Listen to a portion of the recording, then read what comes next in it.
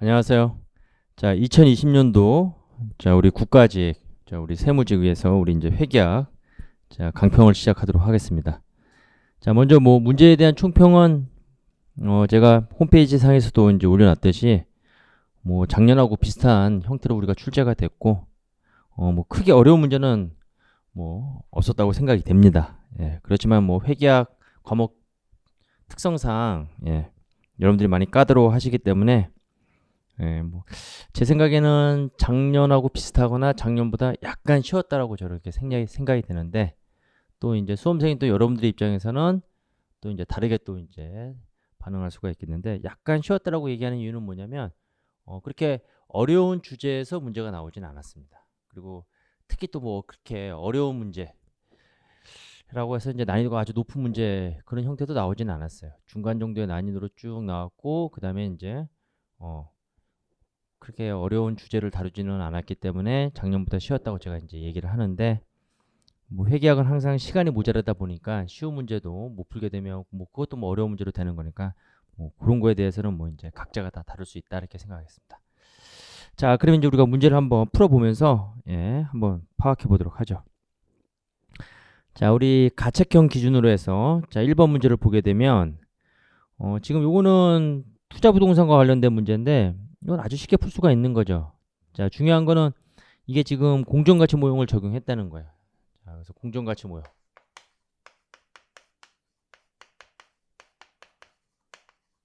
공정가치 모형에서는 여러분들이 이제 감가상각에 대한 문제가 있는데, 이건 감가상각 하면 안 되는 거죠. 공정가치 모형은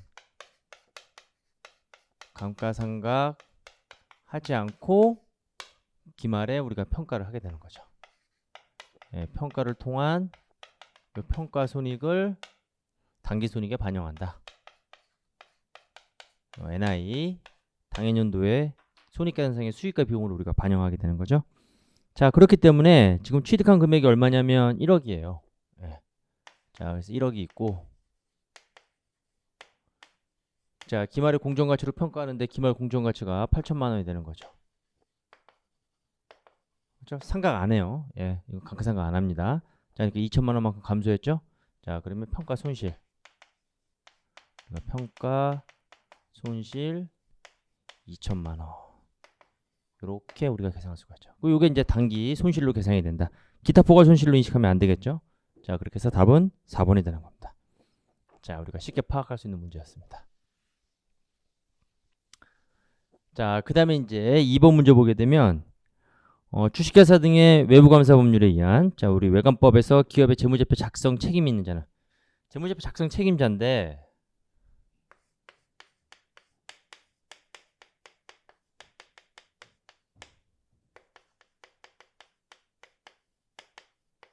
대표의 경영자죠, 경영자. 물론 경영자가 재무제표를 작성하지 않죠.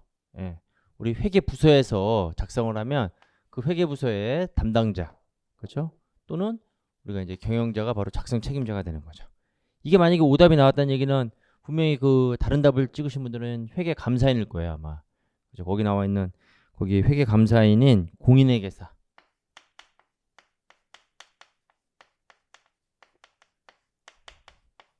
공인회계사를 우리가 답으로 하신 분은 이분은 재무제표 작성 책임 있는 자가 아니라 재무제표 작성은 회사에서 하는 거죠.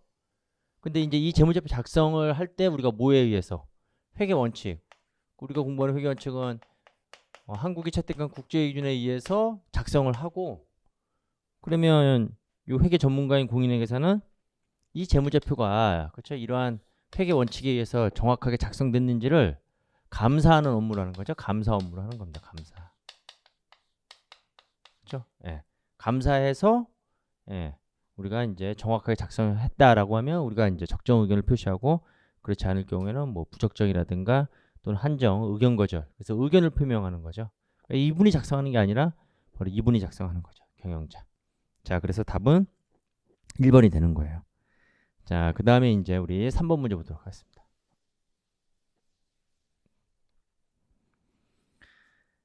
자, 3번 문제 보시게 되면 지금 자산으로 기록할 수 있는 지출의 총액은 이렇게 했어요. 재무상태표에 자산으로 기록할 수 있는 지출의 총액은.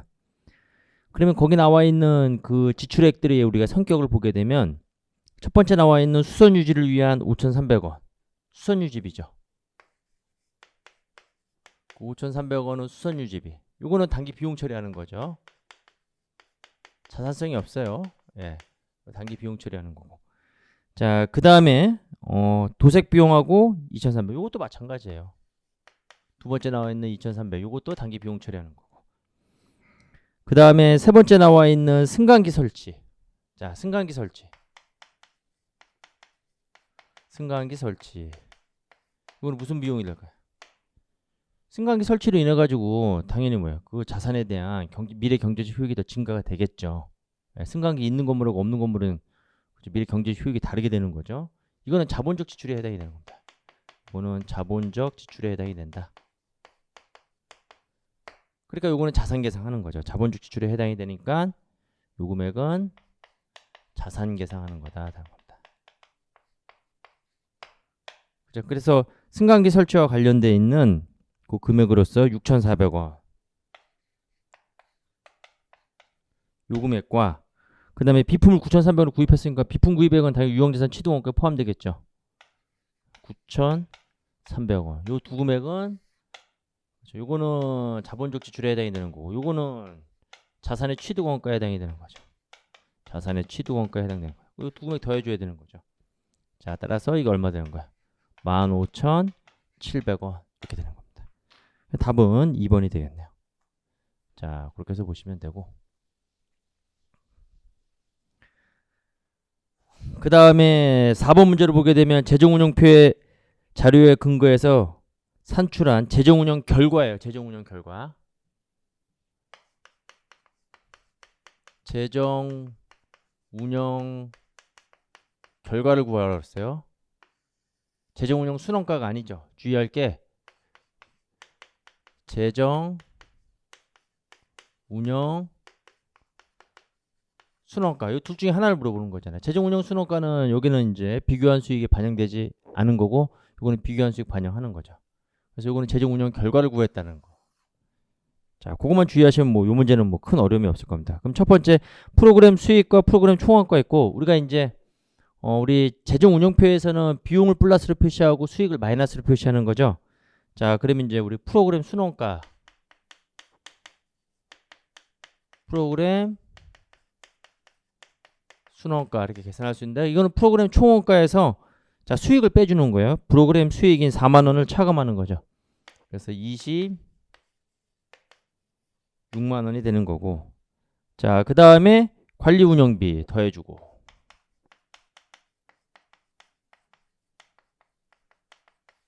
관리 운영비 지금 거기 얼마 있냐면 문제 제시된 금액이 6만 원 그렇죠? 더해주고 그 다음에 비배분 비용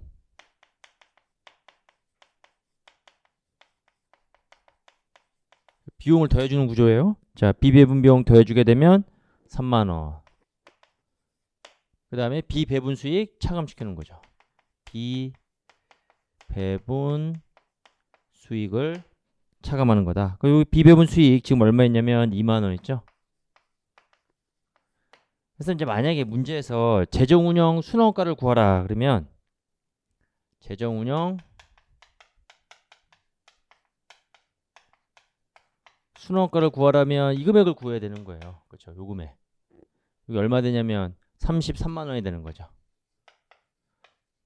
만약에 33만 원 요 문제상에서는 33만 원 나타나 있지 않지만 재정운영 순원가를 구하라면 얘가 되는 거고 그 다음에 재정운영 순원가와 재정운영 결과의 요 차이는 바로 거기 나오는 비교환 수익이 되는 거죠.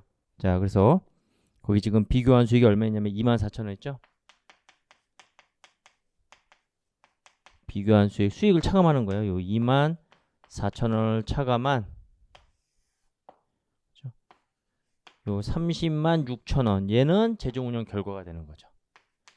얘는 재정운영 결과다 되는 겁니다. 근데 여기서 지금 이걸 물어본 거죠. 자, 그래서 답은 2번이 되는 거예요. 아시겠죠? 자, 그렇게 해서 이제 보시면 되겠죠. 자, 그래서 4번 문제는 이렇게 여러분들이 정리하시면 되겠습니다.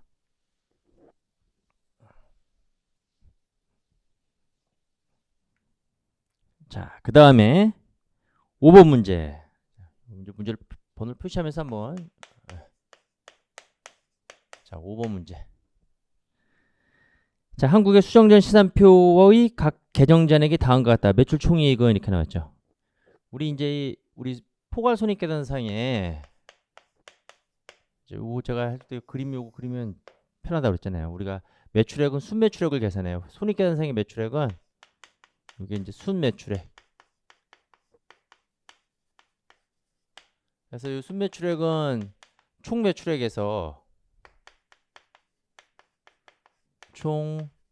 매출액에서 매출 애누리 또는 환입 이거 차감해주고 매출 할인은 빼주는 거죠. 그렇죠? 매출 애누리 환입 차감해주고 그 다음에 매출 할인 차감해주는 거고. 매출 운임은 매출액에서 차감하는 게 아니라 매출 운임은 단기 비용 처리하는 거예요. 매출 운임은 요거는 별도 비용 처리하는 거다. 당분다. 별도 비용 처리하는 거 주의하셔야 돼요. 네. 그 다음에 여기 매출원가. 요 매출원가 계산하는데 매출원가는 기초상품 플러스 단기 순매입액 마이너스 기말상품 되는 거죠. 그리고 이제 단기 순매입액은 이것도 우리가 이제 어떻게 나타낼 수가 있냐면 이거 좀 다른 걸로 표시해 보게 되면 요거는 단기 총매입액에서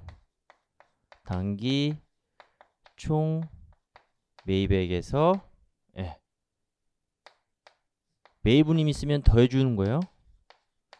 매입운임 더해주고 그 다음에 매입 애누리 환출 있으면 차감해주고 매입 애누리 환출 차감해주고 매입 할인 있으면 차감해주는 거죠.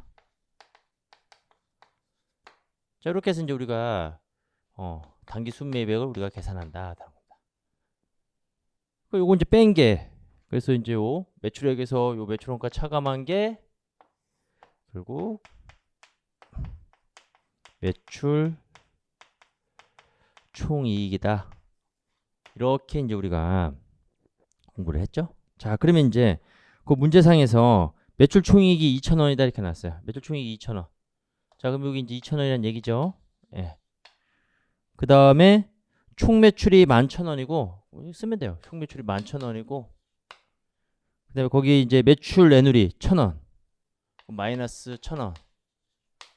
거기 매출 운임이 있는데 매출 운임은 이건 별도 비용 처리하는 거예요. 300원은.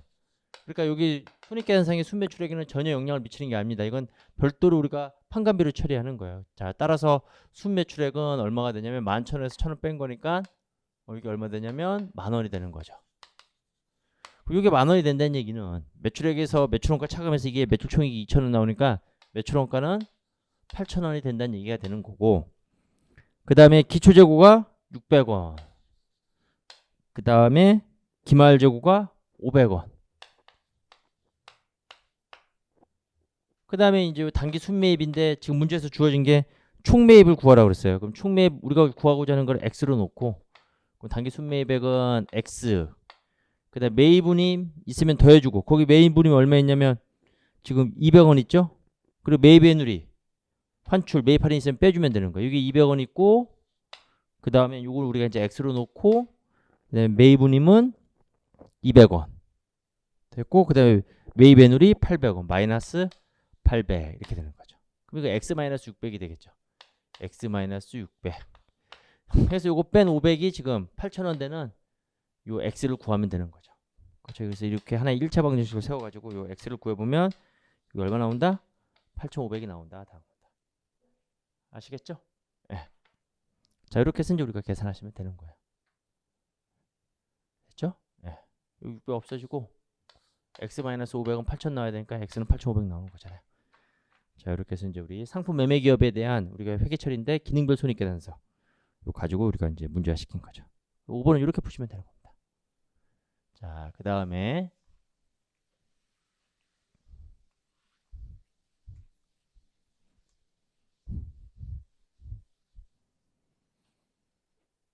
문제 6번 보도록 하겠습니다.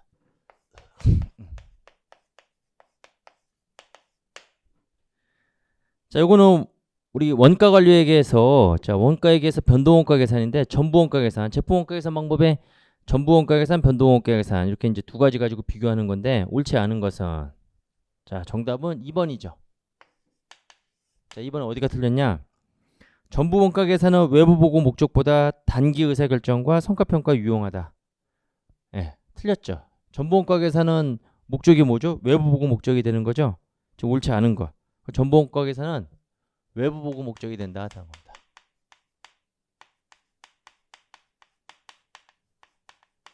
기준에서 제품원가 계산할 때는 전부원가 계산에 의해서 우리가 작성하라고 했어요. 이게 외부 보고 목적이 되는 거예요.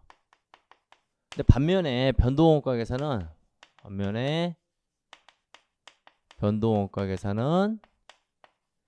이거는 외부 보고 목적이 아니라 이거는 관리적 측면에서 경영관리, 그렇죠? 관리회계 측면에서 즉 의사결정과 성과평가인데 이 의사결정과 관련 단기 의사결정에서 우리가 제품원가 계산 방법, 우리가 변동원가 계산이다. 자, 이렇게 해서 이제 지금 2번이 맞는 답이 되려면 전부원가 계산을 우리가 뭘로 바꿔야 돼요? 예, 변동원가 계산으로 바꾸면 2번이 맞는 문제이 되겠죠. 자, 그렇게 해서 보시면 되고 그 다음에 7번 문제.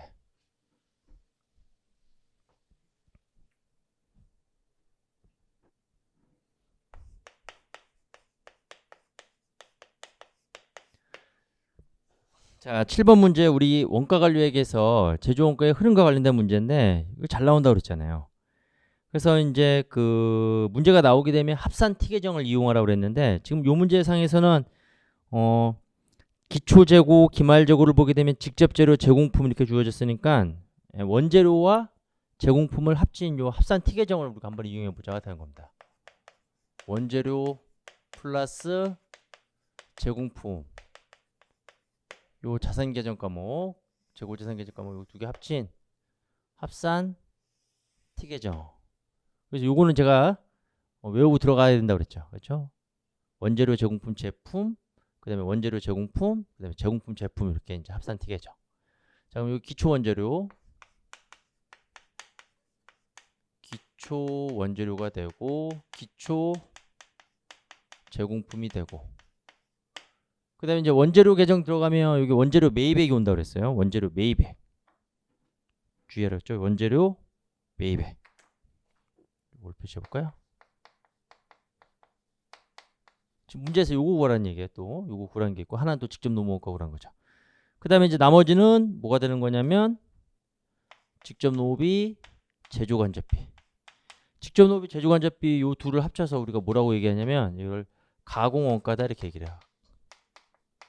가공원가. 자, 그 다음에 여기 오는 거는 단기제품 제조원가. 단기제품 제조원가가 되는 거고 그 다음에 기말 원재료, 기말 제공품. 자, 이렇게 해서 이제 원재료와 제공품을 합친 요 합산 T 계정은 요렇게 이제 우리가 나타낼 수가 있는 겁니다. 원재료와 제공품을 합친 요 합산 T 계정. 자, 그러면 이제 기초 재고를 보게 되면 자, 기초 18,000원, 25,000원 쓰면 돼요, 이제. 18,000원, 25,000원. 요거 이제 모르니까 그렇죠? 물음표 놓고. 그다음에 직접 노무비하고 직접 노무비와 제조간접비 합계 이거 우리가 가공원가다 이렇게 했죠. 가공원가 주어져 있어요. 75,000원. 그 다음에 기말 원재료, 그 다음에 기말 재고 13,000원, 2만원 이렇게 되는 거고 단기제품 제조원가가 지금 얼마냐면 13만원 이렇게 되어 있는 거죠. 자, 그리고 이제 대체평균의 원리에 의해서 이게 얼마 되냐면 이게 지금 33,000원이니까 13만원, 16만 3천원 되는 거고 이게 16만 3천원 되는 거죠. 자, 그러면 이제 요거 구할 수가 있죠. 16만 3천원에서 요거 다 빼주면 되는 거잖아요. 그렇죠? 18,000원, 25,000원, 75,000원. 그러면 얼마 되는 거야? 16만 3천 원에서 마이너스 18,000원, 마이너스 25,000원, 마이너스 75,000원, 45,000원 되는 거예요. 자, 그럼 일단 뭐 직접 재료 매입액은 45,000원 구했고, 그 다음에 이제 기본 원가가 85,000원 주어졌으니까 우리가 직접 재료비를 구해가지고 그 기본 원가에서 차감한 나머지가 바로 뭐가 되는 거야? 그러면 그거는 이제 직접 노무 원가가 되겠죠. 자, 그러면 이제 우리가 원재료 T 계정 우리가 한번 그려보면 직접 재료비를 구하기 위해서 거기에 이제 기초 원재료가 18,000원, 기말 원재료가 지금 13,000원 됐습니다. 여기 18,000원 기초 원재료, 그 다음에 기말 원재료가 13,000원. 이게 직접 재료비가 되는 거예요. 그렇죠? 원재료 사용액. 여기는 이제 원재료 매입액이 되겠죠. 근데 원재료 매입액은 뭐 우리가 여기서 구해놨으니까 어디 갔어요? 여기 있죠? 매입액. 이렇게 그대로 갖다 쓰면 돼요. 45,000원. 자, 그리고 이제 합계 우리가 계산하시면 되는 거예요. 그러면 요거 13,000원 5만 원이니까 63,000원이 되는 거고, 요 63,000원 이렇게 나오는 거야? 예. 네. 그죠? 그러면 이제 이게 얼마 되는 거야? 직접 재료비가 5만 원 이렇게 되는 거죠. 63,000원에서 13,000원 빼니까. 자, 그리고 이제 우리 뭐가 있냐면 기본 원가가 85,000원 있죠? 기본 원가 85,000원. 이건 직접 재료비와 직접 노무비의 합계액이죠. 직접 재료비와 직접 노무비의 합계액인데 여기에 포함되어 있는 직접 재료비가 5만 원이니까 여기서 5만 원 뺀 나머지 35,000원이 이게 직접 노무비가 되겠죠. 이렇게 해서 우리가 계산하시면 되는 겁니다. 합산 T 계정 이용해서 매입액 구하고 그 다음에 이제 나머지 자료 가지고 직접 노무비 우리가 추정해서 계산하면 되는 거죠. 자, 이렇게 해서 보시면 되겠죠? 7번 문제. 예. 자, 그 다음에 8번 문제. 8번 문제는 우리 CBP 분석 관련된 문제가 되는데요.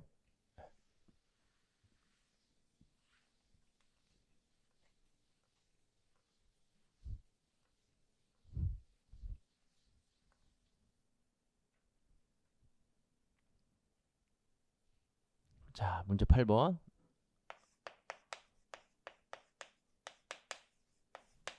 CBP 분석 문제. 자, 그래서 이제 우리가 5가지 산식 제가 이제 제시해드리고 이제 그거 이제 적절하게 이용하면 되는데, 지금 판매 수량을 구하라고 했어요. 판매 수량. 지금 문제에서 판매 수량 구하라 했으니까 일정한 이익을 달성하기 위한 요 판매량, 일정한 이익을 달성하기 위한 판매량 구하니까 이거는 1번 산식이라고 제가 한번 설명드린 적이 있는데 바로 뭐냐면 그 1번 산식이 단위당 공원이익 곱하기 판매량 마이너스 고정비 영업이익 이렇게 돼 있죠. 물론 여기서 영업이익은 세전 영업이익을 의미하는 거고, 세후 영업이익이 있으면 예, 우리가 세전 단일세율이 주어졌을 때 세전 영업이익 OI가 오퍼레이팅 인컴 영업이익을 나타내는 거예요. 세전 영업이익은 세후 영업이익 나누기 1-t 이렇게, 요 t는 법인세율을 나타내는 겁니다. 이렇게 해서 이제 우리가 구할 수가 있는 거예요. 자, 그래서 지금 요 문제에 법인세율이 주어져 있기 때문에 지금 세후 순이익 12만 원을 달성하기 위한 제품 A의 판매 수량을 구하랬죠. 그럼 세후 순이익 12만 원 달성하기 위한 일단 세전이익으로 바꿔 넣어 보면 자, 12만 원. 자, 1 마이너스 0.2 그리고 0.8이 되는 거죠. 그러면 이제 우리가 세전이익을 구할 수가 있는데 12만 원 나누기 0.8 하게 되면 여기 얼마냐면 15만 원이에요. 자, 그러면 이제 요거 15만 원 이렇게 되는 거고, 그 다음에 고정비는 거기 문제 주어져 있습니다. 지금 총 고정원가가 15만 원. 15만 원. 우리가 구하고자 하는 Q. 근데 공원이익을 구해야 되겠죠. 그런데 지금 지금 그 200개에 대한 총 공원이익이 20만 원 주어졌어요. 그럼 20만 원 나누기 200 하게 되면 그렇죠. 요 공원이익을 우리가 어떻게 구하냐면 요거 지금 단위당 공원이익이잖아요. 지금 요 총 공원이익이 지금 20만 원.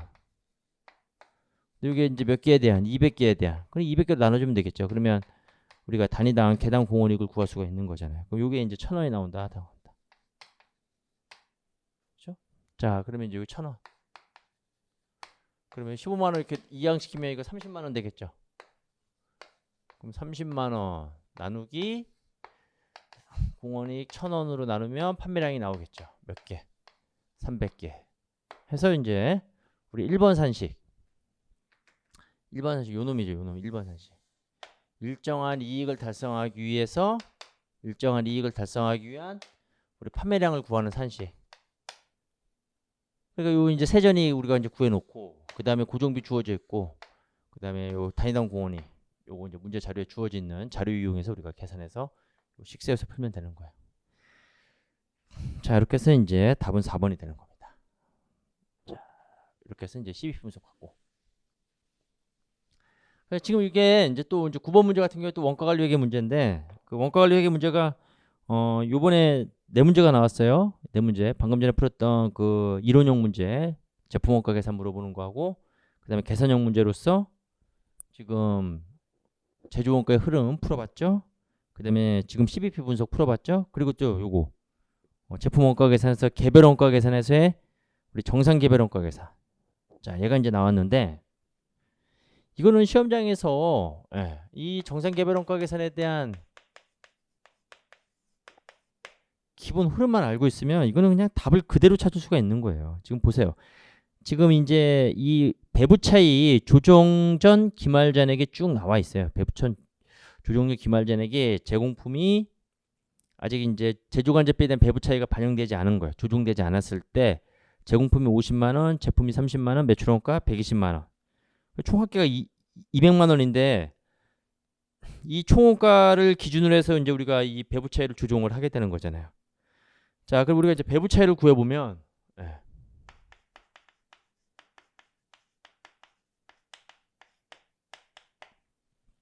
이 배부 차이 내용이 지금 실제 발생한 제조간접비는 100만 원이고 예정 배부된 제조간접비는 110만 원이에요. 자, 그럼 배부 차이가 10만 원. 과대 배부죠. 과대 배부. 실제보다 예정 배부가 더 크니까. 자, 그러면 이제 과대 배부가 나오면 과대 배부는 무슨 조정이죠? 차감 조정이 되는 거야. 차감 조정. 그러니까 10만 원의 요 과대 배부된 요 배부 차이 금액을 그렇죠? 조정 전에 있는 잔액에다가 이걸 조정하게 되면 차감 조정을 하게 되는 거죠. 자, 그럼 이제 이게 요 이제 이거 차감 조정이라는 요 과대 배부만 알고 있으면 답은 바로 3번이라는 걸 알 수가 있죠. 왜 그러냐면 제조간접원가 배부 차이 조정 후 기말 제품은 31만 5천 원이다. 지금 기말 제품이 배부 차이 조정 전이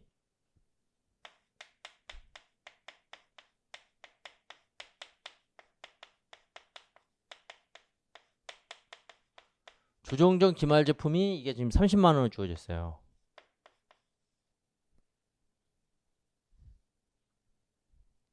이거 30만 원이다. 그럼 이제 과대 배부에서 차감 조정하게 되면 조정 후 기말 제품은 계산을 안 해봐도 30만 원보다 클 수는 없어요. 왜냐하면 30만 원에서 그렇죠? 총호가 비례배분법에 의해서 이제 우리가 배부 차이 금액을 차감을 할 거니까 이건 당연히 조정 후 잔액은 이거는 30만 원 이하가 돼야 되는 거죠. 그런데 지금 문제에서 얼마예요? 31만 5천 원. 그 얘기는 가산했다는 얘기인데 가산은 과대배부에서 나오는 게 아니라 과소배부에서 나오는 거죠.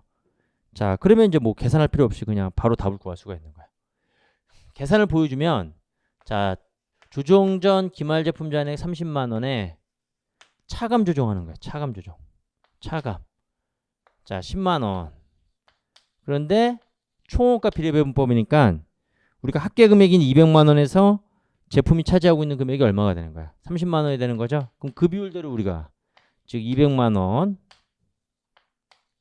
30만 원 요 비율대로 요 비율 금액만큼을 배부 차이 조정 금액을 차감시키면 되는 거야. 그럼 이게 이제 얼마가 나오냐면 5%가 나오네? 아, 이거 얼마 나와요? 15만 원이 나오죠. 15%가 나오죠? 0.15. 그럼 15,000원 되는 거잖아요. 그러면 30만 원에서 15,000원 차감하는 거예요. 이건 지금 더한 거로 나왔잖아요. 지금 틀린 답이 더한 거로 나왔죠. 차감해야 되는 거예요. 30만 원에서 15,000원 차감돼. 얼마? 28만 5천 원. 근데 굳이 이 문제 같은 경우에 이걸 구할 필요는 없는 거예요. 이거 과대배분면 차감될 거기 때문에 조종전 기말제품 잔액은 30만 원 이상 나올 수가 없다 같다는 겁니다. 그렇죠? 차감이 이루어질 거니까. 자, 그렇게 해서 시험에서는 이걸 이제 문제가 좀 사이즈가 커가지고 이거 어렵게도 생각했다고 그러는데 이건 그냥 바로 답 나오는 문제예요. 그냥 흐름만 알면 바로 답을 구할 수 있는 문제다. 자, 그 다음에 이제 10번 보도록 하겠습니다.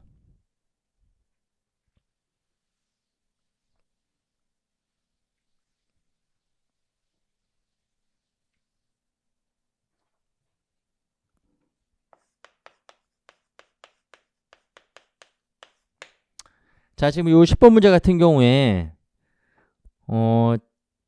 영어권과 관련된 문제인데 이때 이제 주식회사 민국의 이제 자산의 공정 가치를 구하라 이렇게 나왔어요. 자, 그러면 이제 그리고 이제 거기 영어권 500만 원 인식하였다면 이렇게 주어졌잖아요. 그러면 이 영어권을 구하는 산식을 생각하시면 되는 거예요. 우리가 이제 합병 회계 처리에서 우리가 영어권을 어떻게 구하냐면 합병 대가 영어권은 합병 대가에서 피합병 회사의 피합병 회사의 순자산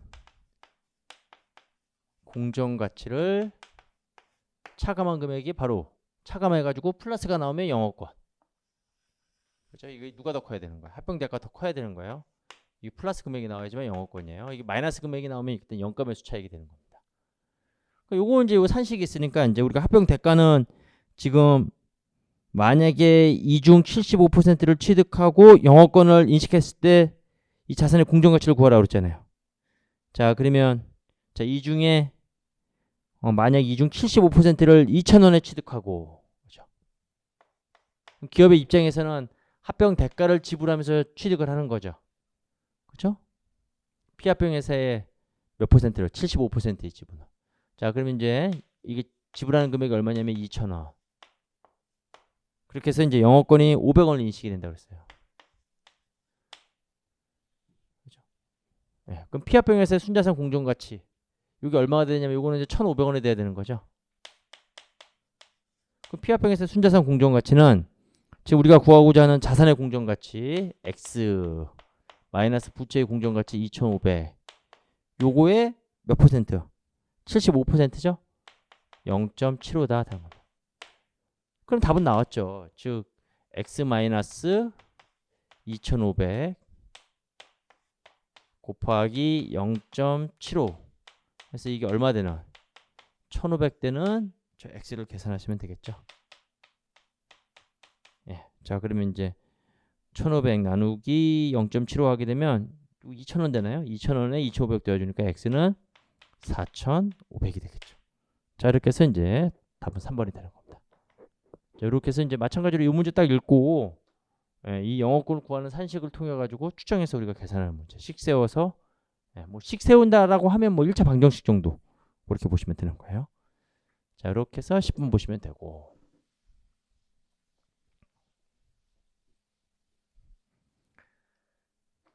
자, 그 다음에 이제 문제 11번 포괄손익계산서에 대한 설명으로 옳지 않은 것은 이렇게 나와 있죠. 자, 이거 답은 2번이죠. 재분류 조정을 주석에 표시하는 경우에는 그러니까 재분류 조정을 주석에 표시하는 경우에 관련 재분류 조정을 반영한 후에 당기순이익 항목을 표시한다. 이거는 여러분들이 포괄손익계산서 양식만 아시면 수익, 비용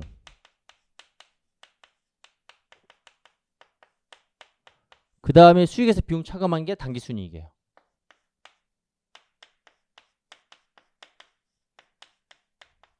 물론 이제 수익이 더 크면 당기순이익, 비용이 더 크면 당기순손실이 되겠죠. 그리고 이제 여기에 기타 포괄이익 또는 기타 포괄손실, 기타 포괄 손익을 반영하죠. 예. 해서 우리가 총 포괄 손익을 계산한다.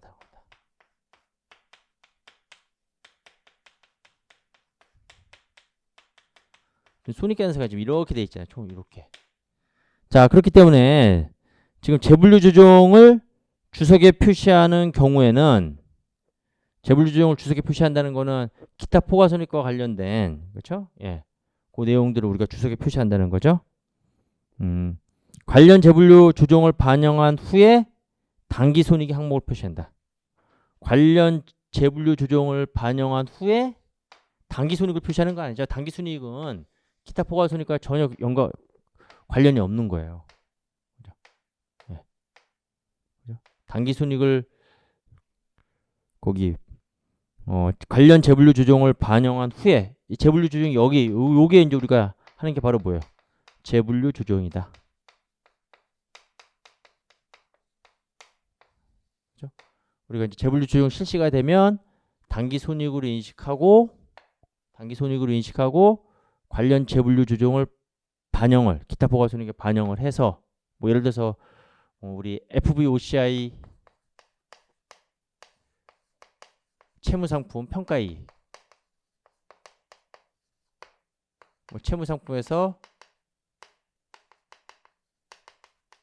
발생한 평가이익 100원이 있다. 얘 같은 경우는 당기손익으로 재분류하는 기타 포괄손익이 되는 거잖아요. 자, 그러면 이제 수익에서 이게 처분이 이루어질 때 100원만큼 반영하고 그 이전에 내가 평가손익으로 우리가 계산할 때도 반영을 했고 그래서 총포괄손익에 반영이 됐고 그 다음에 실현될 때 당기손익으로 후속적으로 재분류할 때도 100원을 반영하게 되면 2번 반영이 되니까 이때 실현될 때 어떻게 되는 거예요? 재분류 조정한다고 그랬죠? 그럼 이때 이렇게 100원. 그렇죠? 그러니까 재분류 조정은 당기손익에 반영이 된다, 반영 안 된다. 당기손익에는 반영이 안 되는 거죠. 재분류 조정은 당기순이익 이후에 기타 포괄손익에서 우리가 조정하는 거기 때문에 당기순이익에는 반영이 되지 않고 어디에 반영이 되는 거야? 총포괄손익에 반영이 되는 거다. 그렇죠? 자, 그런데 여기서는 지금 반영한 후에 재분류 조정을 반영한 후에 당기순이익을 표시한다. 그러면 기타 포괄손익이 당기순이익보다 앞서서 보고된다는 얘기인데 그건 말이 안 되는 거죠. 자, 그렇게 해서 답은 2번이 되는 겁니다. 자, 그 다음에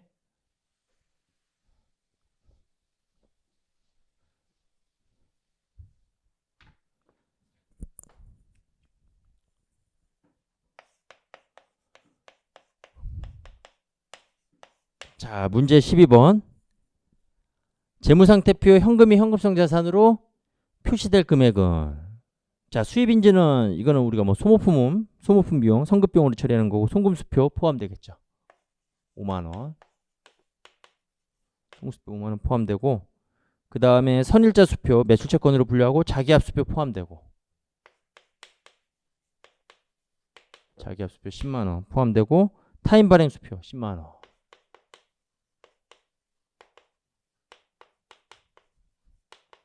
(25만 원) 그렇죠?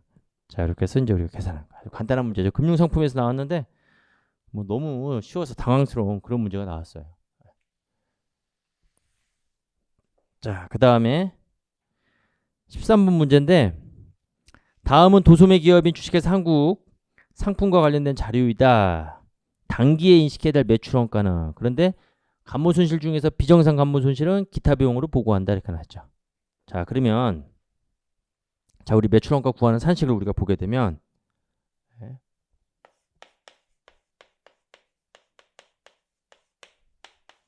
항상 이렇게 머릿속에 이제 요 매출원가가 기초재고, 기초상품 플러스 단기 매입액 마이너스 기말상품인데 요 기말상품이 바로 BS에 계산되는 요 기말상품인데 요 BS에 얘는 평가손실 반영 감모손실 반영 후 기말상품이 되는 거야. 그러니까 평가손실하고 감모손실이 반영이 되면 그만큼 기말상품 가치가 이게 떨어지게 되면 그래서 기말상품이 줄게 되는 거잖아요. 평가손실하고 감모손실만큼. 그러면 이제 그만큼 이게 이제 매출원가로 인식이 되는 거죠. 그러니까 이제 요 평가손실과 감모손실이 요 매출원가에 반영이 된다는 거예요. 평가손실, 감모손실 반영이 됐다는 거는 이게 단기 비용으로 우리가 계산이 됐다는 얘기인데, 그죠? 이게 100만큼이 만약에 하락하게 되면 그만큼 매출 원가는 100만큼이 증가하는 거잖아요. 평가 손실과 감모 손실에 의해서 100만큼 하락이 되면 매출 원가는 100만큼 증가하게 되는 거죠. 그 얘기는 즉 평가 손실과 감모 손실이 매출 원가로 우리가 매출 원가라는 비용으로 단기에 반영이 됐다. 그걸 의미하는 거죠. 자, 그렇다라고 하면 자, 지금 기초상품 재고액이 10만 원이고 기초상품 재고액이 10만 원이고 플러스 단기상품 매입액 별다른 언급이 없으면 이제 그게 순매입을 나타내는 거예요. 그게 90만 원이다 하는 겁니다. 그리고 이제 여기에 기말 상품 재고액 실사금액, 이 평가손실, 감모손실 반영이 된 금액이면 이거는 장부상의 재고가 아니라 실지재고 수량을 나타내는 거야. 자, 그럼 실사금액이 지금 20만 원이다 된 거야. 그럼 이 20만 원을 빼죠. 그러면 이제 여기서 이제 요 20만 원 차감한 요 금액이 바로 매출원가가 되는 건데 그 이 매출원가에는 지금 평가손실, 감모손실이 다 반영이 돼 있다는 거야. 근데 주의할 게 이 감모손실 중에서 얼마만은 즉 30%는 비정상적인 원인이라는 거야. 그래서 비정상 감모는 매출원가, 매출원가를 우리가 비용 처리하지 않죠. 정상 감모만 매출원가를 비용 처리한다. 겁니다. 자, 따라서 이 비정상 감모분에 해당되는 걸 차감시켜야 되겠죠. 비정상 감모는 우리가 매출원가를 인식하지 않는다. 정상 감모만 인식을 한다는 거죠. 자, 그러면 이제 이 비정상 감모 금액이 얼마가 되냐면 거기에 지금 장부 금액이 20만 원이고 22만 원이고 그 다음에 실사 금액이 20만 원 되는 거잖아요. 그 장부와 실지재고 수량의 차이가 바로 뭐가 되는 거야? 그게 이제 감모 손실이 되는 거죠. 자, 따라서 요 금액이 얼마냐면 22만 원과 20만 원의 차이인 요 2만 원. 요게 바로 감모 손실이 되는 거예요. 감모 손실 총액. 근데 이 중에서 30%에 해당되는 거는 비정상 감모이기 때문에 이건 따로 기타 비용 처리하고 요걸 제외한 나머지가 매출원가가 되는 거다 하는 거예요. 자, 그렇게 해서 이제 이거 계산해 보면 요게 계산 전에는 80만 원인데 거기 6천 원을 더 빼주는 거니까 79만 4천 원이 되는 거죠. 됐죠? 자, 이렇게 해서 이제 우리가 푸는 거고. 그 다음에 제가 이제 뭐 평소 수업 시간에는 이거 우리가 어떻게 풀라고 그랬어요? 티계정 가지고 풀라고 그랬잖아요. 항상 재고자산은 우리가 티계정 가지고 푸는 게 확실하다 다른 겁니다. 그럼 티계정 가지고 한번 또 보여드리면 상품 이렇게 있으면 요 왼쪽이 차변이죠. 이게 기초와 단기 매입액인 판매 가능 상품을 나타내는 거예요. 자, 그럼 이제 기초와 단기 매입액이 지금 얼마냐면 10만 원, 90만 원. 100만 원. 대차 평균의 원리에 의해서 얘도 얼마가 되는 거야? 100만 원이 돼야 되는 거죠. 그리고 이제 기말 상품이 요거는 이제 실지 재고 수량, 실사한 금액. 그다음에 만약에 이제 평가 손실이 반영이 되면 원가와 시가 중에서 낮은 금액, 저가법으로 우리가 계산한 금액인데 여기서는 뭐 평가 손실에 대한 자료가 안 주어졌으니까 그렇죠. 실사 금액 요 20만 원. 해서 이제 감모에 대한 별다른 언급이 없으면 요 전액이 다 이제 매출 원가로 인식이 되는 거예요. 즉 80만 원. 그리고 요 80만 원에는 누구도 포함이 됐다는 거야. 감모 손실도 포함이죠. 감모 손실 포함. 그래서 감모 손실이 매출 원가로 이제 비용 처리가 됐는데 이 감모 손실 중에서 비정상적인 원인에 해당되는 거는 매출 원가가 아닌 비정상 감모 손실은 기타 비용으로 처리하게 되는 거죠. 비정상 감모 손실은 기타 비용으로 처리하겠다는 거야. 그럼 여기에 해당되는 금액이 얼마냐? 장부상의 재고와 실지 재고 수량의 차이인 즉 22만 원 마이너스 20만 원 차이인 요 2만 원이 감모 손실 총액이 되는 거고 이거의 30%가 비정상 감모다 다른 겁니다. 그럼 이게 6천 원이 되는 거죠. 여기 이제 6천 원. 그러니까 여기 감모 손실에서 6천 원은 매출 원가가 아닌 다른 비용으로 처리하라는 거예요. 그러니까 얘는 이제 얼마 되냐면 79만 4천 원 이렇게 되는 거죠. 그렇죠? 이렇게 해서 우리가 이제 티계정 가지고 이제 우리가 풀면 되는 거다 다른 겁니다. 자, 그렇게 해서 보시면 되고 그 다음에 14번 문제 보도록 하겠습니다.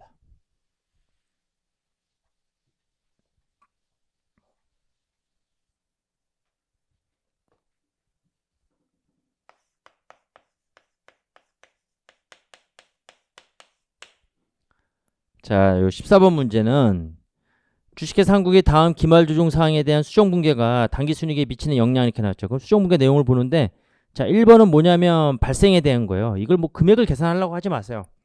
이게 당기순이익에 이게 미치는 영향이니까 당기순이익을 증가 또는 감소 거기서 이제 우리가 판가름이 날 거잖아요. 나머지 셋과 다른 것은 그러니까 당기순이익을 어떤 거는 증가시키고 감소시킨다. 그거만 판단할 수 있으면 되는 거지. 이걸 굳이 금액까지 구할 필요는 없는 거죠. 그러면 지금 이 1번은 뭐냐면 지금 이자 수령일이 도래하지 않아서 이자 관련 회계 처리는 하지 않았지만 이자 수익은 발생을 했죠. 그 요 1번은 발생과 관련된 회계 처리예요. 그러니까 회계 처리가 이렇게 나와야 돼요. 미수이자 발생했으니까 그 발생 금액만큼 이거 구할 필요는 없다는 거죠. 예. 이자 수익을 계산하면 되는 거야. 그러면 얘는 이자 수익만큼 내가 수정분계를 통해서 반영하니까 당기순이익이 증가가 되는 거죠. 자 2번은 우리가 무슨 회계 처리에 해당이 되는 거냐면 비용에 대한 감가상각비 회계 처리하지 않았다. 감가상각비에 대한 우리가 회계 처리하는 거죠. 기말 수정분계로서. 감가상각비 감가상각 누계.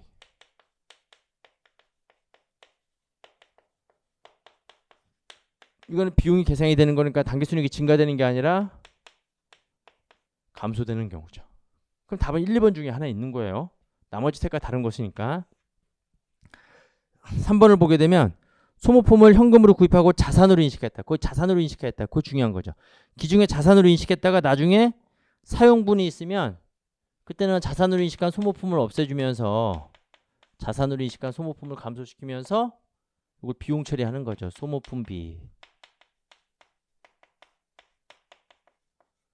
그러면 요거 이제 당기순이익을 감소시키는 거다. 다른 겁니다. 당기순이익의 감소다. 자, 따라서 당기순이익 감소, 얘는 증가. 그러니까 답은 1번이 되는 거예요. 물론 이제 우리가 4번까지 한번 풀어보면 자, 4번 내용은 4월 1일부터 회사 건물을 1년간 임대하고 1년분 임대료 현금으로 받아 전액 수익으로 인식했는데 단기분에 해당된 것만 수익으로 인식해야 되니까 기말에 가서 이제 어떻게 돼요? 선수 임대료, 선수 수익이죠. 부채로 임대료 수익을 우리가 감소시키고 예. 단기분에 해당되는 것만 우리가 인식해야 되기 때문에 임대료 수익을 감소시키고 그 다음에 얘를 부채로 뭘로 계산해야 되는 거야? 선수 임대료 이렇게 계산해야 되는 거죠. 이 수익의 이연이 되는 거죠. 당기순이익이 어떻게 되는 거야? 감소가 되는 거다. 수익의 이연. 자 이렇게 해서 이제 보시면 되는 겁니다. 아시겠죠? 네. 자 이렇게 해서 이제 기말수정분계에 대한 그 내용을 물어봤고 자, 그 다음에 15번도 이것도 이제 기말수정분계 관련된 내용인데 지금 수정전 시산표는 회계기록상 계정잔액에 오류가 없었음에도 불구하고 차변합계와 대변합계가 일치하지 않았다. 그러면 이제 이 차변과 대변을 잘못 전개했다는 거잖아요. 자, 그래서 이제 차변과 대변에 대한 올바른 전기를 우리가 먼저 수행을 해야 되고 차변과 대변 제 금액만 적겠습니다. 자, 이게 이제 15번 문제죠. 자, 일단 차변과 대변에 대해서 우리가 올바르게 잡아줘야 돼요. 지금 거기 잔액들이 쭉 나와 있는데 옳은 거는 뭐 표시하지 않고 이제 잘못된 것만 제가 이제 올바르게 잡아줄게요. 거기 차변에 200, 300, 그죠? 매출채권 다 이건 자산이죠. 아, 매출이 틀렸네요. 요 200 있고, 자 현금, 요 200. 자 매출인데 이게 지금 틀렸어요 지금. 그렇죠? 매출이 지금 이거 올바르게 잡아주려면 이게 차변에 있으면 안 되고 수익은 대변에 있어야 되겠죠? 예, 매출분이 틀렸고 매출채권 맞고 건물 맞고 매출채권 건물 그렇죠? 예. 자 그래서 매출채권 500 건물 1000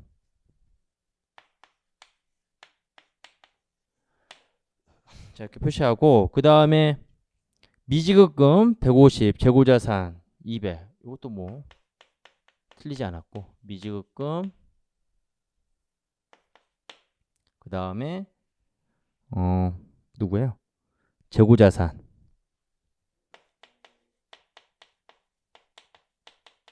쭉 한번 써볼까요? 그 다음에 선급보험료 틀렸네요. 이거 선급보험료. 선급보험료는 자산이죠? 네. 미지급금은 부채니까 지금 거기 150 표시되는 거 맞고 150 표시되는 거 맞고 그 다음에 재고자산 그렇죠? 재고자산 200 맞고 그 다음에 성급보험료 일로 가야 되겠죠. 50 그거 지금 잘못 표시되어 있는 거죠. 예. 잘못 표시되어 있는 거는 색깔을 파란색으로 50 이렇게 가야 되겠죠. 그 다음에 자본금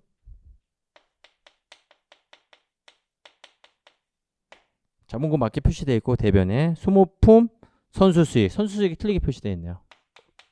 소모품 하면 자산, 품비 하면 비용 뭐 둘 다 차변에 계산되는 거고 그래서 지금 자본금 1,000원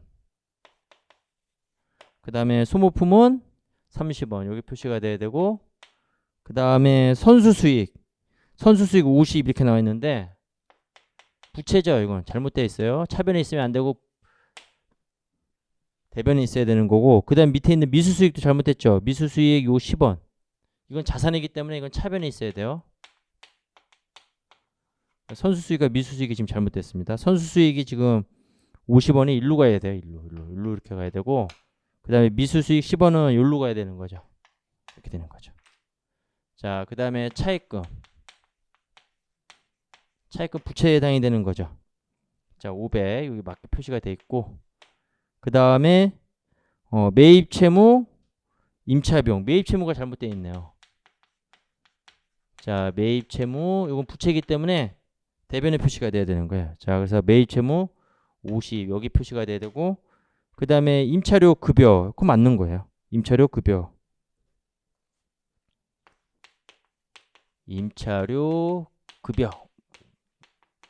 둘 다 30이죠? 60 이렇게 그냥 한꺼번에 표시할게요. 자, 일단은 지금 문제에 제시되어 있는 수정전 시산표에 그렇죠? 차변과 대변에 잘못된 오류를 이렇게 수정을 해야 되는 거죠. 그래서 이제 지금 요 수정된 부분이 이렇게 있는 거잖아요. 이렇게 수정하면 요 두 금액은 어떻게 돼요? 같게 되는 거죠. 자, 이렇게 해서 일단은 수정을 했을 때 요 두 금액 이거 같아지는 금액인데 지금 문제상에서는 뭐 우리가 차변 금액 그렇죠?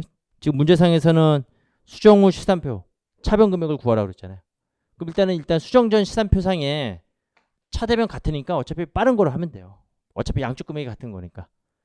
그러면 이제 대변 금액으로 한번 우리가 할게요. 그게 그래도 뭐 하나라도 더 적으니까 450, 1450, 1500, 그 다음에 2000, 2050. 2050 된다는 거야. 수정 후 금액. 그럼 얘도 이제 2050이 돼요. 당연히 수정을 했으니까. 그죠? 그럼 이제 2050 요거는 수정 전 잔액이 되는 거죠. 예. 오류 수정 후 수정 전 잔액이 되는 거예요. 여기에 이제 우리가 결산 수정 사항을 반영하는 거죠. 여기에 이제 플러스 결산 수정 사항 반영해서 그 두 금액을 고려하면 되는데 그 문제 제시되는 게 두 가지가 있어요. 2000X 1년 말 재고자산의 순실현 가능 가치는 10원으로 확인되었다. 그럼 재고자산 순실현 가능 가치가 10원으로 확인되면 회계 처리가 어떻게 나오냐면 대손 재고자산 실현 가치죠. 재고자산 저가법 통해 가지고 우리가 재고자산 평가 손실 매출 원가하고 재고자산 평가 충당금 재고자산 평가 충당금이라는 자 이러한 회계 처리를 할 거예요. 지금 재고자산이 지금 얼마냐면 상품이 지금 문제에서 재고자산 상품 어디 갔죠? 네, 재고자산 200 여기 200 있네. 이 200인데 이게 지금 순실현 가능 가치가 지금 얼마 되는 거냐면 10원이에요. 10원. 그럼 얼마 감소했다는 거야? 190원 감소했다는 거예요. 그럼 190원만큼 비용 계상하고 재고자산 평가 충당금만큼 우리가 시산표상에서는 이게 대변의 계산이 되는 겁니다. 그럼 결산 수정 사항으로 차변합계 금액 190이 증가가 돼요. 그렇죠? 예. 네. 그다음에 또 하나 있죠. 차입금의 차입일은 이렇게 나와 있고 이자율 4%. 이게 지금 뭐냐면 이자 비용 발생하는 거예요. 이자 비용 하고 미지급 이자 요거 발생하게 되는 거죠. 자, 그럼 이제 차입금의 차입금은 2000X 1년도 7월 1일 이자율 4% 만기 1년이며 이자는 차입 원금 상환 시 일시 지급한다 이렇게 나왔습니다. 자, 그럼 이제 요걸 계산해야 돼. 6개월치에 대한 이자. 그럼 차입금이 지금 얼마냐면 요 문제에서 요 차입금이 어디 갔어요? 500이죠. 자, 그러면 이제 500에 곱하기 0.04 그 1년치가 되는 거고 요금 이렇게 보면 500 곱하기 0.04 1년치. 근데 여기 우리 6개월치죠. 12분의 6, 20원에 12원이니까 10원이 되는 거네요. 4, 5, 20이니까 자 그럼 10원 이렇게 되는 거죠. 그럼 또 얼마가 또 계산이 되는 거야? 10원이 또 계산이 되는 거죠. 결산 수정 사항으로서 10원. 됐어요. 그럼 이것도 이제 이거 합계 금액이 되겠죠. 2,050원에다가 190, 10원 더해주니까 이거 얼마? 2,250원이 되는 겁니다. 자, 이렇게 해서 보시면 되는 거죠. 자, 그렇게 해서 이제 답은 3번이 되는 거고 그 다음에 문제 16번 보도록 하겠습니다.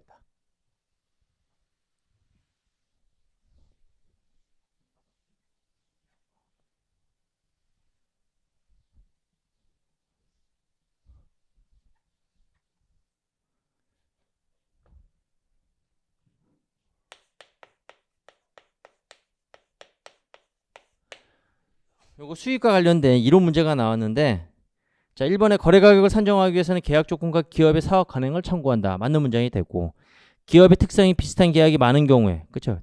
비슷한 계약이 많은 경우에는 우리가 변동 대가를 우리가 추정할 때 기대값이 적절한 추정치일 수 있다 이렇게 말하는 거죠.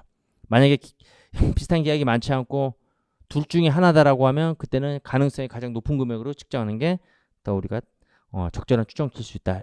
그래서 이제 우리 기대값하고 가능성이 높은 금액 둘 중에 우리가 추정을 하되 비슷한 계약이 많은 경우에는 기대값이 더 우리가 적절한 추정치가 될 수가 있다. 맞는 금액이 되고 고객과의 계약에서 약속한 대가는 고정금액, 변동금액 또는 둘 다를 포함할 수가 있다. 맞는 문장이 되고 4번에 비연금 대가의 공정가치가 대가의 형태만이 아닌 이유로 변동이 된다면 변동대가 추정치의 제약 규정을 적용하지 않는다가 아니라 적용하는 경우죠.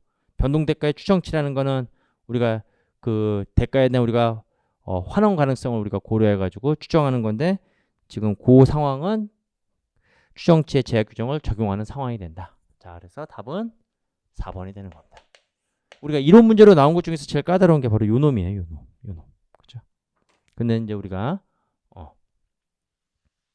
나머지 1번, 2번, 3번이 확실히 맞기 때문에 뭐 4번 지문이 조금 까다로울지 모르겠지만 이게 이제 우리가 답으로 우리가 고를 수는 답 고르는 데는 그게 큰 어려움은 없었을 거다. 그 다음에 17번 재무보고를 위한 개념체계에서 회계정보의 질적 특성에 대한 설명으로 옳지 않은 것은 뭐 이거는 뭐 누구나 다 맞췄을 거예요. 표현 출시성은 모든 면에서 정확한 것을 의미한다. 틀렸죠.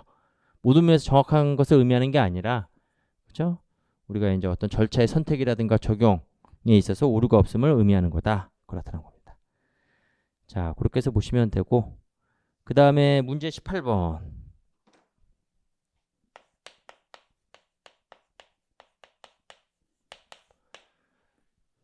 자, 18번 보게 되면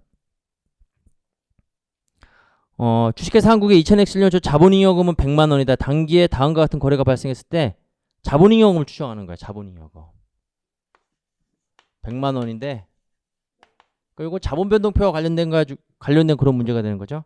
그래서 자본잉여금에 영향을 미치는 거. 첫 번째가 지금 2월에 한 주당 액면금액이 2,000원인 보통주 500주를 한 주당 3,000원에 발행했다. 그러면 주식 발행 초과금이 발생하겠죠. 그렇죠. 액면금액 2,000원인데 3,000원에 발행했으니까 500주. 자, 그러면 주식 발행 초과금. 계상되는 주식 발행 초과금.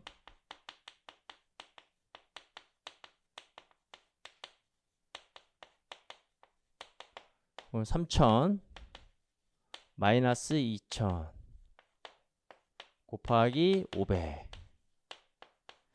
그렇죠. 그러면 1,000 곱하기 500이니까 50만 원. 주식 발행 초과금이라는 자본잉여금이 50만 원만큼 증가가 되겠죠? 50만 원. 그 다음에 배당을 결의했다. 자본잉여금에 영향 미치지 않고 자기 주식 100주를 주당 2,500원에 취득하였다. 이것도 자본잉여금에 영향 미치지 않는데 배당 지급도 영향 미치지 않는데 그 취득한 자기 주식을 40주를 우리가 4,000원에 처분하잖아요. 그럼 자기 주식 처분 이익이 발생하죠. 자, 이건 자본잉여금이죠. 두 번째 자기 주식 처분 요 이익 계산하는 거죠. 그러면 지금 4,000원에서 취득원가 2,500원 뺀 금액 4,000원 마이너스 2,500 1,500이 되는 거죠. 예. 1,500원. 그 다음에 이게 몇 주냐면 40주죠. 40주. 자, 그래서 4,000 마이너스 2,500 곱하기 40 하게 되면 6만 원이 되겠네요. 그래서 이제 두 번째 자기 주식 처분이 해서 6만 원. 해서 자본잉여금은 얼마 되는 거예요? 156만 원 이렇게 되는 거죠. 자, 그래서 두 가지 있었습니다. 유상증자에 따른 주식 발행 초과금과 자기 주식 처분에 따른 자기 주식 처분이익이다 하는 겁니다. 자, 그렇게 해서 보시면 되고, 그 다음에 19번 보도록 하겠습니다.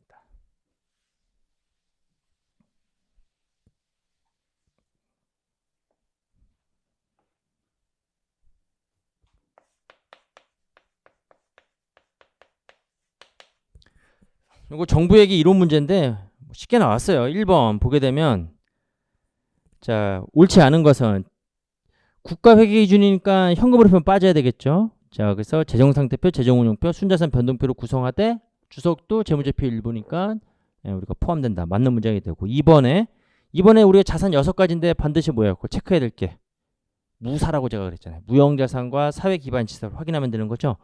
거기 보게 되면 유동, 투자, 일반, 사회, 무형, 기타 6개. 그 다음에 무형자산, 사회기반시설. 그럼 맞는 문장이 되는 거예요. 순자산은 제가 요거 앞자를 따줬죠. 기적순이라고 그랬죠. 기본 순자산, 적립금융잉여금, 그 다음에 순자산 변동. 자, 그래서 순자산 조정. 그래서 3번 맞는 문장이 되는 거죠. 4번이죠. 재정상태표에 표시하는 자산의 가액은 해당 자산의 공정가치를 기초로 하는 게 아니라 취득원가를 기초로 한다는 거죠. 역사적 원가인 취득원가를 기초로 한다. 답은 4번이 되는 겁니다.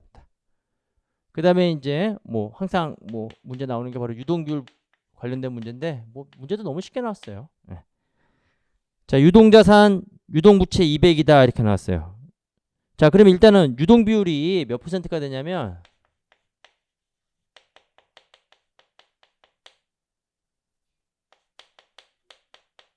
유동자산을 유동부채로 나눈 거잖아요. 자, 그러면 100, 200, 50%, 50%. 자, 그러면 이제 거기 3번을 보게 되면 단기 차입금을 현금 20원으로 상환한 거래. 그러면 요 3번 요 붕괴가 단기 차입금 상환이니까 자, 차입금 20, 그 다음에 현금 20. 차입금, 단기 차입금이니까 이건 유동부채. 유동부채가 20원 감소한다는 얘기고 현금, 자산, 유동자산이 20원 감소한다는 20원 감소한다는 거잖아요. 그렇죠? 자, 그러면 이제 유동 비율이 어떻게 되냐면 이게 반영이 되면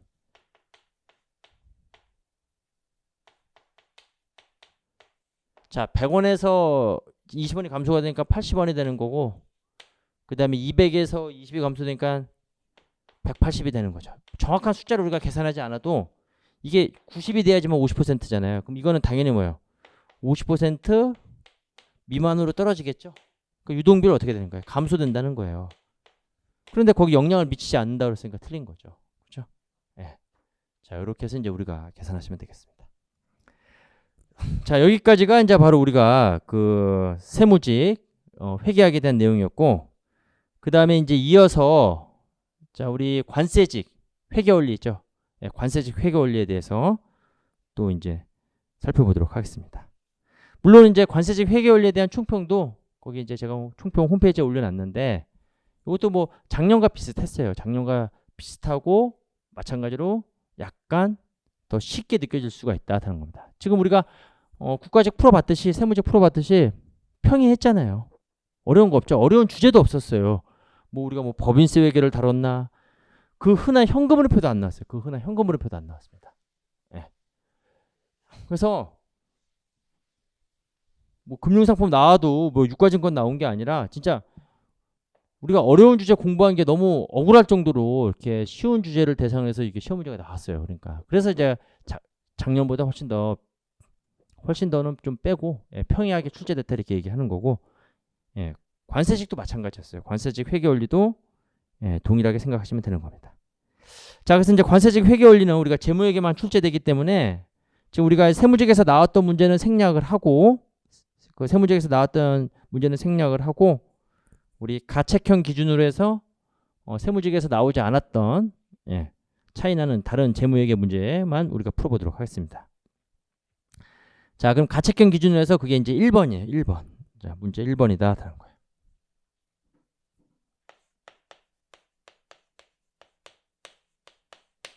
이제 관세직 회계 원리입니다.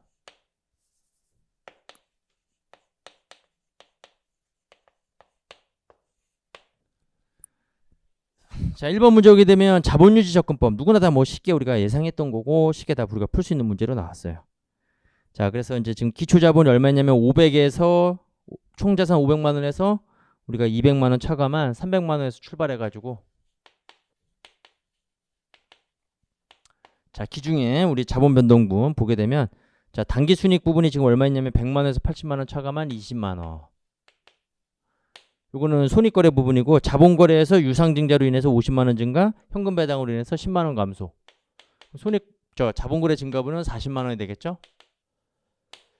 자, 그럼 요게 이제 바로 기말 자본이 되는 거예요. 그러면 이게 얼마 되냐면 360만 원이 되는 거죠. 그렇죠? 자, 그래서 이제 문제에서는 기말 부채를 구하라 했으니까 기말 총자산이 650만 원이니까 650만 원 마이너스 기말 부채 X 해서 여기 얼마 나오나?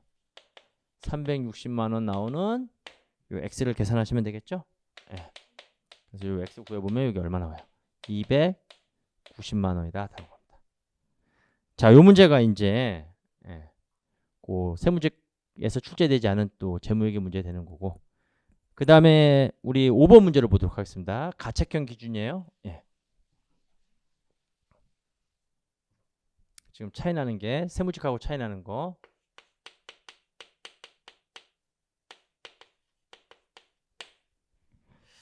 지금 5번 문제 보게 되면 주석에 관한 설명으로 옳지 않은 것은 너무 쉬운 문제였어요. 그래서 거기 4번에 재무제표에 첨부되는 서류로 주요 계정 과목 변동을 세부적으로 기술한 보조적 명세서다. 보조적 명세서가 아니라 재무제표 일부를 포함하고 있는 거야. 재무제표에 우리가 표시되기 때문에 재무제표 일부로 봐서 우리가 재무제표에 해당이 되는 거지 보조적 명세서가 아니다. 그래서 답은 4번이 되는 거고. 자, 그 다음에 문제 8번.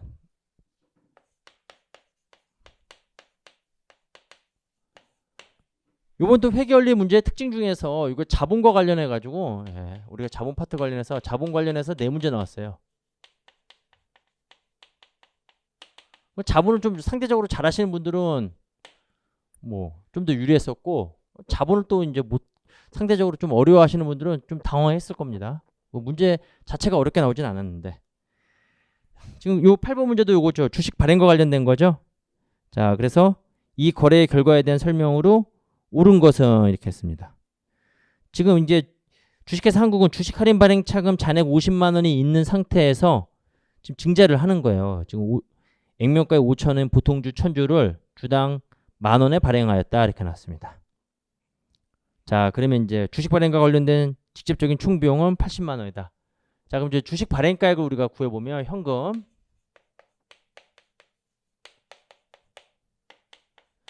자, 요거는 보통주 1000주에 주당 만원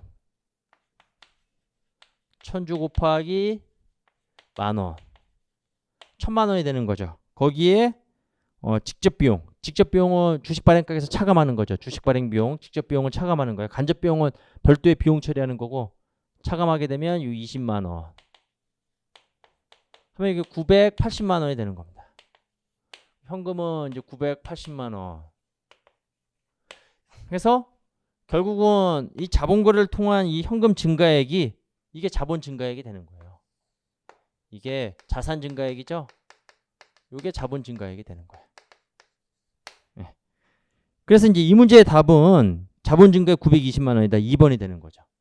답은 나왔어요, 지금. 옳은 거 고르라 했으니까. 그 다음에 이제 우리가 액면 금액은 자본금으로 표시가 되고, 그렇죠. 여기 액면 금액이 5,000원이죠? 예, 그러면 이제 50만 원. 그 다음에 주식 할인 발행 차금 잔액이 있으니까 주식 할인 발행 차금 나머지 우리가 50만 원 아니죠? 500만 원이죠.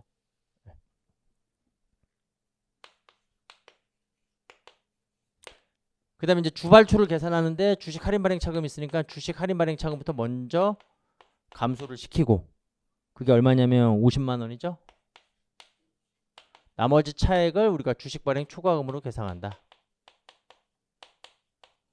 550만 원 빼면 430만 원 주식 발행 초과금이 계산이 되는 거죠.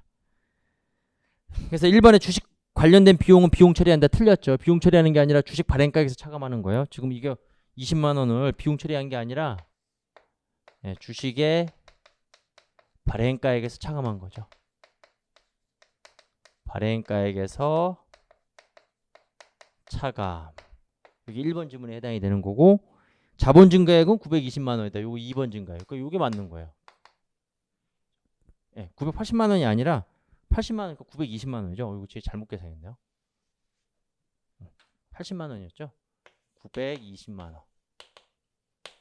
그러면 이제 여기 또 달라지죠. 550만 원을 빼주는 거니까 이게 550에서 920에서 550, 920에서 550 해주면 370이 되는 거죠. 자, 이렇게 되는 거죠. 자, 그래서 자본 증가액 920만 원 2번이 맞는 거고 주식 할인 발행 차금 잔액은 이게 없어졌으니까 주식 할인 발행 차금 잔액은 0이 돼야 되는 거죠. 잔액은 0이 돼야 되는 거고. 그래서 틀렸고 주식 발행 초과금은 450만 원이 아니라 50만 원이 차감된 얼마? 그렇죠? 370만 원이 돼야 된다 하는 겁니다. 틀렸죠. 그러니까 맞는 거는 2번이다 하는 겁니다. 자, 이렇게 해서 이제 그거에 이제 차이가 났었고 그 다음에 또 차이가 난 문제가 몇 번이었냐면 14번 문제를 보겠습니다. 14번 문제.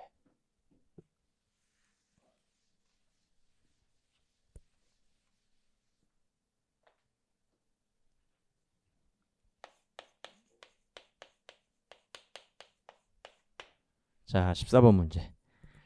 자, 지금 요거 이제 그 발생 기준과 현금 기준에 대한 요 차이를 물어보는 거였는데 세 가지가 있었어요. 그래서 이제 그 발생 기준과 현금 기준에 대한 손익. 현금 기준은 이제 돈 들어오고 나간 거를 우리가 판단을 하는 거잖아요. 그래서 1번, 요 2번, 3번 요 세 가지 케이스에 해당되는 거 발생 기준, 현금 기준. 지금 1번을 보게 되면 2000X1년도 7월 1일 날에 정기예금 10만 원에 예치했다. 예금 이자율은 4%. 만기 시점에 이자를 받는다. 그러니까 얘는 미수이자를 계산을 해야 되는 거예요. 그래서 이건 미수이자를 계산해야 되는데 그 미수이자 금액이 10만 원에 4% 0.04. 7월 1일이니까 12분의 6 하면 얼마 되는 거예요? 2,000원이죠. 그래서 얘는 2,000원만큼 증가가 될 거고 얘는 다음 연도에 받는 거죠. 그러니까 이거는 인식을 하면 안 돼요. 돈 받을 때 인식해야 되는 거니까. 이건 발생을 한 거고 미수이자 이자 수익 이거는 받지 않았으니까 인식하지 않는 거고. 그 다음에 2번에 해당되는 경우에는 지금 종업원에 대한 급여 지급했으나 12월 급여 그러니까 이거는 비용이 발생이 되는 거예요. 급여하고 미지급 급여 계산해야 되는 거죠. 그러니까 1,000원만큼 비용으로 인식을 해야 되고 이건 아직 지급이 되지 않았으니까 인식하지 않는 거고. 그 다음에 3번에 대해서는 11월 1일 날에 6개월간 임대하고 1개월에 1,000원씩 6개월 임대료를 6,000원 현금으로 받았다. 그럼 얘는 현금 기준에서는 돈 받은 6,000원 전액을 다 수익으로 인식하게 되는 거고 발생 기준에서는 기간 경과분에 해당되는 거니까 11월 달, 12월 달. 그러니까 선수 임대료 해서 수익 이연시키고 4,000원만큼만 2,000원만큼만 우리가 수익으로 반영하는 거다 하는 겁니다. 자, 그렇게 해서 이제 요 발생 기준과 요 현금 기준 요 1, 2, 3에 대한 요 합계에 대한 요 효과에 대한 요 합계를 우리가 이제 구하는 건데 2,000원, 2,000원, 4,000원에 1,000원이니까 이거는 3,000원 플러스가 되는 거고 발생 기준은 발생 기준으로 손익을 인식하게 되면 단기 순이익이 3,000원 증가하는 거고 현금 기준으로 우리가 손익을 인식하게 되면 현금 기준 순이익은 6,000원만큼 증가하는 거다 되는 겁니다. 자, 그래서 답은 3번이 되는 거죠. 자, 그렇게 해서 보시면 되는 거고 자, 그 다음에 15번 문제.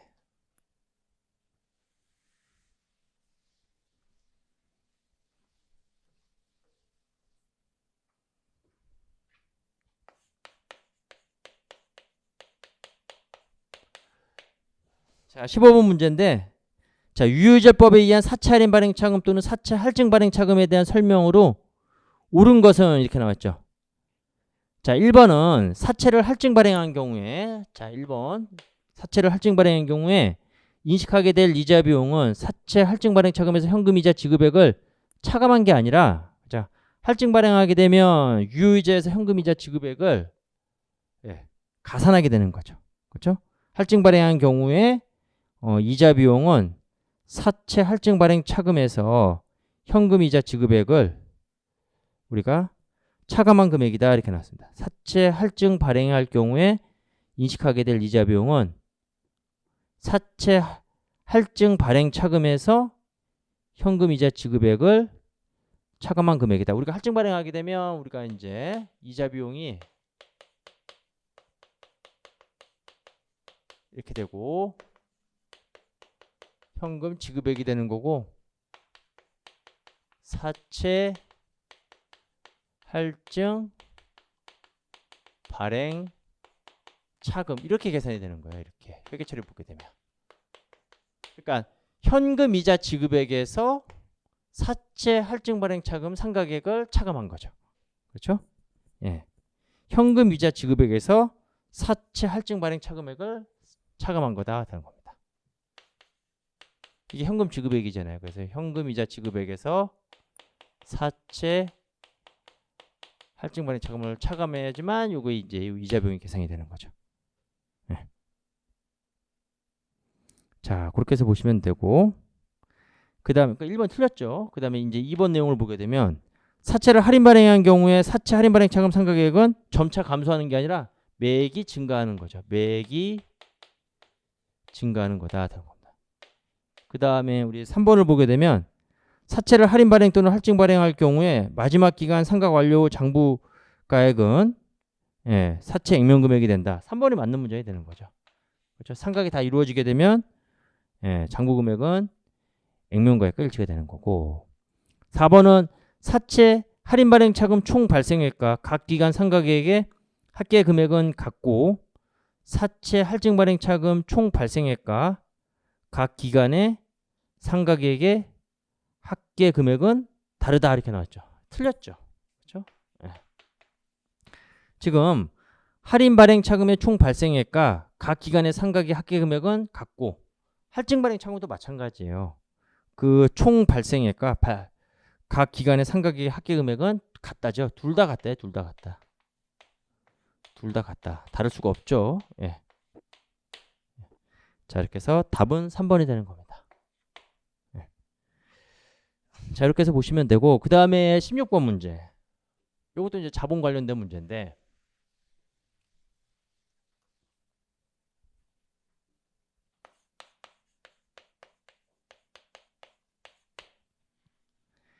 지금 재무상태표의 이익과 자본 총계를 구하라고 그랬어요. 그럼 일단은 당기순이익을 우리가 먼저 구해보면 당해년도 당기순이익이 지금 매출이 2만원이고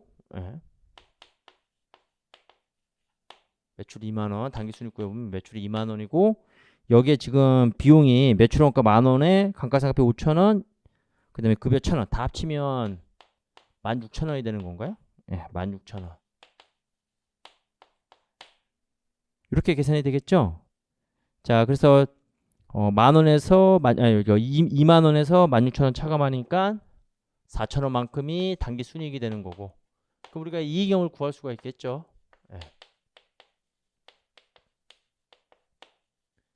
이익여금이 지금 9,000원에서 플러스 4,000원 얼마 되는 거야? 13,000원이 되는 거고 그러면 또 이제 우리가 자본을 구할 수가 있습니다. 자본 총계를 구할 수가 있다. 그런데 일단 우리가 자본금이 얼마가 되냐면 자본금은 거기 합계 금액이 35만 1,000원에서 나머지 금액 다 빼면 돼요. 우리가 수정호 시산표 합계액에서 자본금에 물음표로 되어 있는데 그거는 합계 금액이 35만 1,000원이니까 35만 1,000원에서 매입 채무 2만원, 차입금 10만원, 감가상각 누계액 5만원, 대손충당금 2,000원, 그 다음에 이익용 9,000원, 매출 2만원 빼주면 되는 거죠. 그러면 자본금이 얼마 나오냐면 15만원이 나와요. 그 15만원에 지금 이익용 합친 금액이 되는 거죠. 13,000원. 그러니까 얼마? 16만 3천원이 바로 자본 총계가 되는 거다. 답은 1번이 되겠네요. 자, 이렇게 해서 보시면 되고, 그 다음에 17번 문제.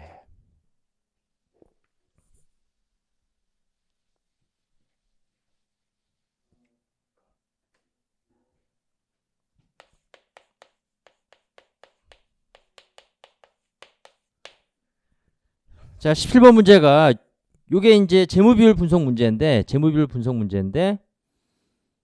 다음 자료를 이용한 활동성 비율의 해석으로 옳지 않은 것은 이렇게 나왔죠. 그래서 이제 각각에 대한 거기 매출채권 T계정과 재고자산 T계정을 활용해 가지고 이제 각각에 대한 활동성 비율을 구하는 건데, 자, 재고자산 회전율을 구해 보면, 자, 재고자산 회전율이 매출 원가를, 그러니까 우리가 재무비율 분석 문제는 무조건 암기가 전제가 돼야 된다고 그랬죠. 자, 그래서 재고자산 회전율은 요 매출 원가를 평균 재고자산으로 나눠준 거예요. 매출 원가를 우리가 평균 재고자산으로 나눠주는 거다 다른 겁니다. 그리고 요 문제상에서 지금 매출 원가는 지금 거기 주어져 있어요. 아예 그냥 25,000원으로. 평균 재고자산은 기초와 기말재고 더한 거 나누기 2가 되는 거잖아요.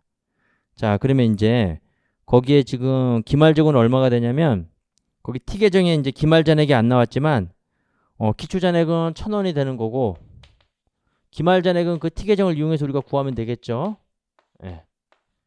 거기 차변 합계 금액이 1,000원에 2만원 플러스 8,000원 마이너스 25,000원 하니까 4,000원이 되는 거죠. 2,500이 되는 거죠. 그럼 25,000을 2,500으로 나누니까 회전율은 몇 회? 10회가 되는 거다. 근데 거기 문제 12회로 되어 있으니까 자, 2번이 틀리게 된 거죠.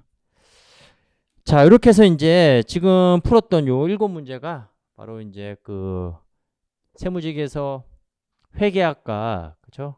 차이 나는 그런 문제고, 나머지는 우리가 이제 그 세무직 회계학과 동일한 문제가 되는 겁니다. 자, 이렇게 해서 이제 차이 나는 요 7문제 풀어 드렸으니까 그 회계학 강의 들어보시고 거기서 재무회계 파트, 그다음에 요 회계 원리에서 요 차이 나는 요 부분만 여러분들이 체크하시면 우리가 관세직 회계 원리 문제도 우리가 다 설명이 가능한 겁니다.